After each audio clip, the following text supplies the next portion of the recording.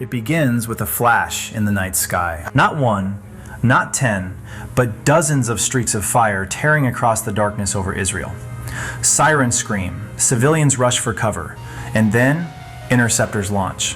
Bright, precise, almost surgical. But this time, something is different. Some of those incoming missiles don't just fall, they split, mid-air, fragmenting into multiple warheads, each one becoming its own target.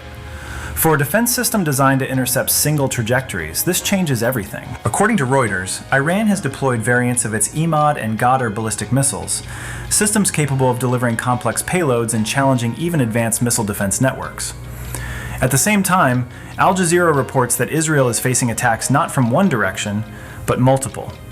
Iran directly, Hezbollah from Lebanon, and other aligned groups across the region. This is no longer a single front.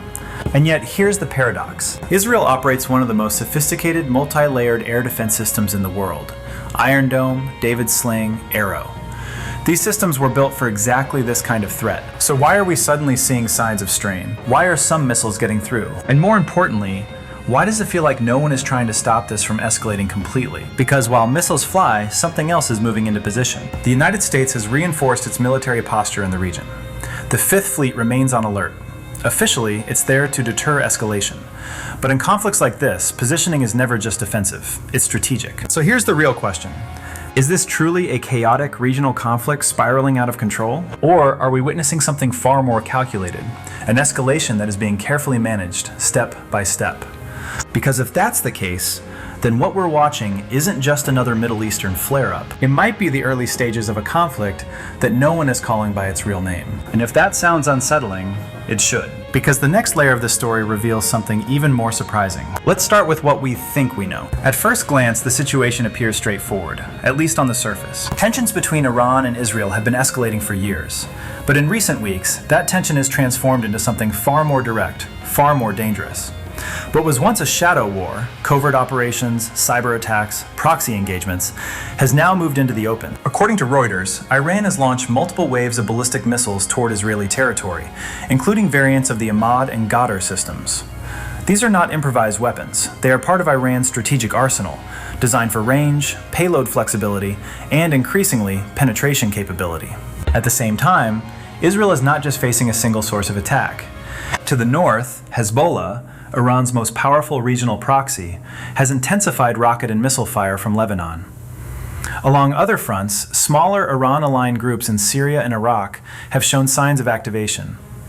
The battlefield, in other words, is expanding, and Israel has responded. Israeli forces have conducted targeted airstrikes across multiple locations, including what officials describe as military infrastructure linked to Iran and its allies. The Israeli government maintains that these actions are defensive, necessary to protect its population and deter further escalation. Meanwhile, the United States has stepped in, but carefully. The U.S. Fifth Fleet, based in Bahrain, has increased its operational readiness. According to statements from U.S. Central Command, CENTCOM, American forces are positioned to defend U.S. personnel and interests in the region. Warships, air assets, and missile defense systems are all part of that posture. But officially, Washington is not entering the conflict. Instead, the narrative from major Western outlets frames this as a contained escalation. Dangerous, yes, but still within limits. Iran is retaliating, Israel's defending, the US is deterring. On paper, it makes sense. Even the technical side seems explainable. Iran's use of missiles with multiple warhead capabilities, or cluster-like effects, complicates interception. Instead of tracking a single incoming object, Israel's defense systems must now deal with several smaller targets, each potentially lethal. This increases the probability that at least some will slip through. At the same time, defense systems like Iron Dome and Arrow are not unlimited resources. Each interceptor missile is expensive, sometimes tens of thousands, even millions of dollars per launch, depending on the system. In a prolonged engagement, even the most advanced defense network faces logistical pressure. So when reports emerge suggesting that Israel may be prioritizing which threats to intercept, it doesn't necessarily signal failure. It may reflect strategy. Everything, at this level, still appears rational, contained, manageable. But here's where things begin to shift. Because when you look closer at the patterns, the timing, the scale of coordination, there's a subtle inconsistency that starts to emerge. And once you see it, it's hard to ignore. Because something about this escalation doesn't quite add up. At first, the system holds. Interceptors rise. Targets are tracked. Explosions light up the sky as incoming threats are neutralized mid-air. From a distance, it looks like a technological triumph, precision meeting chaos. But then, small gaps begin to appear. Not failures, not collapse, just enough to raise questions. Because in modern missile defense, you don't need total failure to change the outcome. You just need a few warheads to get through. And that's exactly what we're starting to see. According to multiple regional reports cited by Al Jazeera, some incoming projectiles, particularly those believed to carry submunitions or multiple warhead configurations, are proving significantly harder to intercept. Once these missiles split during descent, they create multiple independent targets. Each one requires tracking. Each one demands a response. And suddenly the math changes. One missile in becomes several threats out. For Israel's layered defense systems, Iron Dome for short range, David's Sling for medium, Arrow for ballistic threats, this creates a saturation problem. These systems were designed to handle large volumes, but volume combined with complexity, that's a different challenge entirely. And then comes the second crack, cost. Interceptors are not cheap. An Iron Dome Tamir interceptor can cost tens of thousands of dollars. Arrow interceptors, designed to hit ballistic missiles outside the atmosphere, can cost far more. Meanwhile, the incoming threats, especially simpler or modified ballistic systems, can be produced at a fraction of that cost. This creates a strategic imbalance. Over time, the defender spends more than the attacker. So when analysts begin to suggest that Israel may be selectively choosing which missiles to intercept, it signals something important. Not weakness, but calculation. A recognition that this may not be a short exchange, but the beginning of a longer campaign. And that leads to the third crack, behavior. If this were a sudden, uncontrolled escalation, we would expect panic, rapid, overwhelming responses, attempts to shut everything down quickly. But that's not what we're seeing. Instead, we're seeing measured responses, calibrated strikes. Iran escalates, but not beyond a certain threshold. Israel retaliates, but avoids full-scale mobilization. The United States reinforces, but stops short of direct engagement. It's almost as if everyone is pushing forward carefully, testing limits, probing reactions. And when you combine all of this, the technical strain, the economic imbalance, the controlled behavior, a pattern begins to emerge. This doesn't look like chaos. It looks structured, intentional, which leads us to a much bigger question. Is this escalation, or is it a test? Because if it's a test of systems, of strategies, of thresholds, then the implications are far more serious than a regional flare-up. And to understand why, we need to ask a deeper question. Who actually benefits from this? When conflicts escalate this quickly, one question always matters more than the rest. Who benefits? Because in geopolitics, actions are rarely random. They are calculated, layered, often serving multiple objectives at once, some visible, others deliberately obscured. So let's start with Iran. From a strategic standpoint, Iran gains several advantages from this kind of controlled escalation. First, it demonstrates capability. By launching ballistic missiles like the Emad and Ghadr, especially with more complex payloads, Iran sends a clear signal. Its arsenal is evolving. Not just in range, but in sophistication. Second, it tests Israel's defenses in real time. There's a difference between theory and combat, between simulations and live data.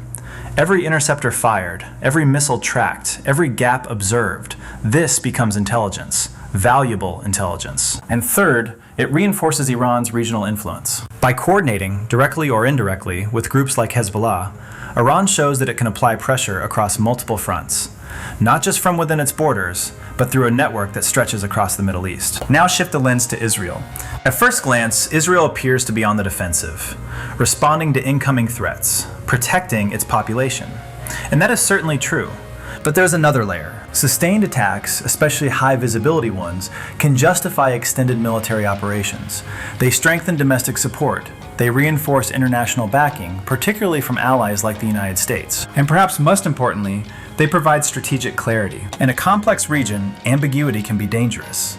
But when threats become visible and undeniable, responses become easier to justify. Then there's the United States. Officially, Washington's position is clear. Prevent escalation, protect allies, maintain stability. But military movements tell their own story. The U.S. Fifth Fleet remains active in the Gulf. Air defense assets are repositioned, surveillance increases. According to statements from CENTCOM, these actions are defensive, designed to safeguard American personnel and interests. And that may be true. But in geopolitics, presence is never neutral. Positioning creates options. It allows rapid response if needed, it signals commitment, and it shapes the calculations of every other actor involved. Which brings us to another dimension, one that often operates quietly but reacts instantly: energy. The Middle East is not just a conflict zone. It is the center of global oil supply, and any threat, real or perceived, to key routes like the Strait of Hormuz can ripple across the entire global economy. Even the possibility of disruption can drive prices upward. Affect markets. Influence political decisions far beyond the region. So now step back and look at the full picture. Iran demonstrates strength and gathers intelligence. Israel reinforces its strategic position and maintains support. The United States secures its presence and preserves flexibility. And global markets respond to every movement. Everyone, in some way, gains something. Which leads to a deeply uncomfortable possibility. What if this isn't just about retaliation, or defense, or deterrence? What if this is part of a larger system, where controlled tension itself serves a purpose? Because if that's true, then what we're witnessing isn't just conflict, it's coordination without cooperation. And that raises an even bigger question. What game are they really playing? Now step back. Not just from the missiles, not just from the headlines, but from the entire region. Because when you zoom out far enough, the Middle East stops looking like a collection of isolated conflicts and starts to resemble something else entirely. A system. A system where pressure is applied, released, and reapplied again and again without ever fully breaking. The Middle East sits at the center of global energy flows. Roughly a fifth of the world's oil supply passes through the Strait of Hormuz. According to the U.S. Energy Information Administration, any disruption in this narrow corridor can send shockwaves through global markets within hours. That alone changes the equation, because now every missile launch, every naval movement, every escalation has consequences far beyond the battlefield. And yet, despite repeated crises over the years, something curious keeps happening. The system doesn't collapse. It bends, it strains, but it holds. Why? Because major powers, whether directly or indirectly, increasingly operate within a framework of controlled confrontation, not peace, but not total war either. Think about what we're seeing right now. Iran escalates, but avoids strikes that would guarantee a full-scale US response. Israel retaliates, but stops short of actions that would trigger immediate regional war. The United States reinforces, but maintains the language of deterrence, not engagement. Each side pushes, but not too far. Each side tests limits, but does not cross certain lines. This is not accidental. It's a pattern we've seen in other regions as well, where conflict becomes a tool of signaling rather than an endpoint in itself. And in that kind of environment, something very unusual happens. Conflict becomes predictable, not in timing, not in targets, but in boundaries. Everyone understands, implicitly, where escalation becomes unacceptable. Until, of course, someone miscalculates. Because here's the problem with controlled systems. They rely on control. And control, in a live conflict involving multiple actors, advanced weapons, and real human decision-making, is never absolute. One misinterpreted signal, one intercepted message, one missile that hits a target it wasn't supposed to. And suddenly the entire system can shift from controlled pressure to uncontrollable escalation. That's the real danger. Not the current level of conflict, but how fragile the boundaries actually are. Because once those boundaries break, the consequences don't stay regional. They go global. Energy markets destabilize, shipping routes become unsafe, alliances activate, and what once looked like a contained confrontation becomes something far more dangerous. Which brings us to the next critical question. If this balance is so fragile, what happens if it fails? So what happens if this fragile balance holds? And more importantly, what happens if it doesn't? Because from where we stand right now, the future of this conflict is not a single path. It's a set of diverging scenarios, each one shaped by decisions being made in real time, often under pressure, often with incomplete information. Let's break them down. Scenario 1. Controlled escalation continues. This is the path we may already be on. Iran continues launching limited, calculated strikes, enough to demonstrate capability, but not enough to provoke overwhelming retaliation. Israel responds in kind, targeted, precise, but restrained. The United States maintains its presence, reinforcing deterrence without crossing into direct conflict. In this scenario, the conflict stretches over time, weeks, months, possibly longer. Missile exchanges continue, proxy groups remain active, but the system holds. Tension becomes the new normal. From a strategic perspective, this allows all sides to pursue objectives without triggering full-scale war. But it comes at a cost. Sustained pressure, economic strain, constant risk of escalation, Because the longer this continues, the more chances there are for something to go wrong. Scenario 2. Regional war erupts. Now imagine the boundaries break. Hezbollah fully commits from the north, launching thousands of rockets per day, as some estimates have warned in past conflicts. Israel responds with large-scale operations in Lebanon. Iran escalates further, potentially targeting strategic infrastructure. And the United States? At that point, staying out becomes far more difficult. If US assets or personnel are directly threatened, or worse, hit, Washington may be forced into direct engagement. Not by choice, but by obligation. This is the scenario policymakers have tried to avoid for years. Because once multiple state actors are directly involved, de-escalation becomes exponentially harder, and the conflict becomes regional in the truest sense. Scenario 3, the strategic shock. This is the wild card. Not a gradual escalation, but a sudden, decisive event. An attack on critical oil infrastructure, a disruption in the Strait of Hormuz, or a strike that crosses a political red line no one can ignore. According to energy analysts cited by Reuters, even a temporary disruption in Hormuz could affect a significant portion of global oil shipments. Prices would spike. Markets would react instantly. Governments worldwide would be forced to respond. This is where the conflict stops being regional and becomes global in its consequences. And here's the unsettling part. None of these scenarios are far-fetched. All of them are plausible. All of them are, in some way, already in motion. And one of them could change everything. Because while strategies are being calculated, and scenarios are being modeled, there's another dimension to this story that doesn't appear on maps or in briefings, the human one, and it's often the one we understand the least. It's easy to talk about strategy, missile ranges, defense systems, regional balance, scenarios. But for millions of people living under these flight paths, none of that matters in the moment a siren goes off. Because when the warning sounds, there is no geopolitics. There is only time. Seconds to move, seconds to decide, seconds to hope that the system above you, complex, expensive, advanced, works exactly as intended. In cities across Israel, families have learned the routine. According to reports from Reuters, civilians are given limited windows, sometimes less than a minute, to reach shelters after an alert is triggered. Parents grab children, doors slam, phones are left behind, conversations are cut mid-sentence, and then silence, followed by distant impacts, or interceptions, or sometimes something closer. Now shift the perspective. Across Lebanon, communities near the border face their own reality. Airstrikes, artillery, the constant uncertainty of escalation. According to Al Jazeera, displacement in some areas has already begun as residents move away from potential conflict zones. These are not abstract consequences. These are homes, streets, schools, lives interrupted. And then there are the soldiers. On both sides, operators sit behind radar screens, tracking incoming threats in real time. Decisions must be made instantly.